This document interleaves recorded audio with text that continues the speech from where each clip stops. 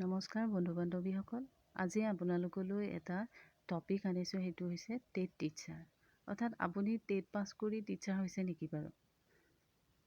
আমাৰ অসমত 2012 চনতে প্ৰথম শিক্ষক নিযুক্তিৰ কাৰণে টেট পৰীক্ষা এটা পতা হৈছিলে আৰু তেতিয়াৰ পৰাই চৰকাৰে মাজে মাজে পাতি আছে শিক্ষক নিযুক্তিৰ কাৰণে। তেতিয়াৰ পৰা অসমৰ সমাজত এটা ট্ৰেডিশ্যন আহিছিলে যে টেট টিচাৰ। এতিয়া 2012 চনত যিমানবোৰ টিচাৰে এপইণ্টমেণ্ট পাইছিল, তেওঁলোকক বাৰু চৰকাৰে প্ৰকৃততে টেট টিচাৰ বুলি এপইণ্টমেণ্ট কৰিছিলে নে অন্য কিবা বুলি এপইণ্টমেণ্ট কৰিছিলে? চৰকাৰে টেট পাতিছিলে শিক্ষক হোৱাৰ যোগ্যতা আছেনে নাই সেই ব্যক্তিজনৰ টেষ্ট কৰিবৰ কাৰণে, আৰু সেই টেষ্টত যিবোৰ পাছ কৰিছে তেওঁলোকক চৰকাৰে এছিষ্টেণ্ট টিচাৰ, গ্ৰেজুৱেট টিচাৰ বা ছাবজেক্ট টিচাৰ হিচাপে বিভিন্ন লেভেলত LP, UP, high school, higher secondary বিভিন্ন লেভেলত তেওঁলোকক এপইণ্টমেণ্ট কৰি দিছে। কিন্তু তেওঁলোকৰ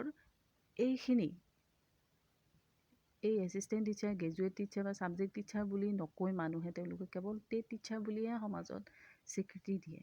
অৰ্থাৎ সমাজৰ মানুহে হয়তো নাজানে যে এই টেট এটা যে যোগ্যতাৰহে পৰীক্ষা। অৰ্থাৎ এই টেট পৰীক্ষাটো পাছ কৰাৰ পিছতহে ব্যক্তি এজনে শিক্ষক এটা পদৰ কাৰণে এপ্লাই কৰিব পাৰে, আৰু এপ্লাই কৰাৰ পিছত তেওঁ যদি যোগ্যতাৰ বলত কি হয়, তেওঁৰ পাৰ্চেণ্টেজ ঠিকে থাকে, তেতিয়াহে তেওঁ এপইণ্টমেণ্ট হয়।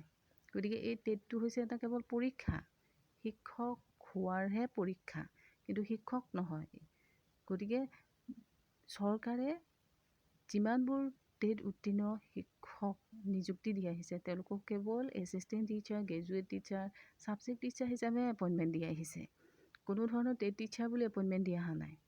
গতিকে 2012 চনৰ পৰা যিমানবোৰ টেট পাছ শিক্ষক নিযুক্ত হৈছে, তেওঁলোকে কিন্তু চৰকাৰে নিজৰ দক্ষতা বা যোগ্যতাৰ বলত অৰ্জন কৰা প্ৰাপ্ত সন্মান, চৰকাৰে দিয়া প্ৰাপ্ত সন্মানৰ পৰা আজিলৈকে বঞ্চিত হৈ আহিছে। অৰ্থাৎ তেওঁলোক হ'ব লাগিছিল এছিষ্টেণ্ট টিচাৰ, গ্ৰেজুৱেট টিচাৰ বা ছাবজেক্ট টিচাৰ, কিন্তু সমাজে তেওঁলোকক কেৱল টেট টিচাৰ বুলি আজিলৈকে কৈ আহিছে।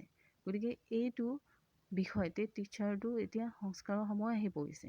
গতিকে এইটো যদি সংস্কাৰ কৰা নহয়, তেতিয়াহ'লে আগলৈ বা পিছলৈ যিমানবোৰ টেট পাছ কৰি এপইণ্টমেণ্ট হ'ব, তেওঁলোক শিক্ষকক কেৱল টেট টিচাৰ বুলিয়েই ক'ব।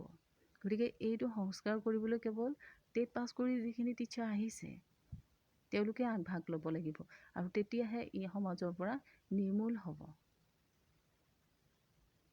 গতিকে আপোনালোকে মোৰ কথাখিনি বুজি পাইছে, মই যিটো কথা ক'বলৈ ওলাইছোঁ।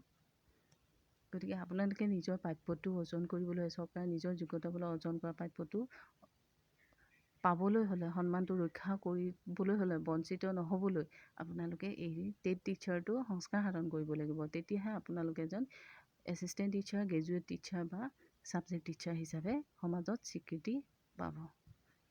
এতিয়া আপোনালোকে চাগে বুজি পাইছে মই কি ক'ব ওলাইছোঁ।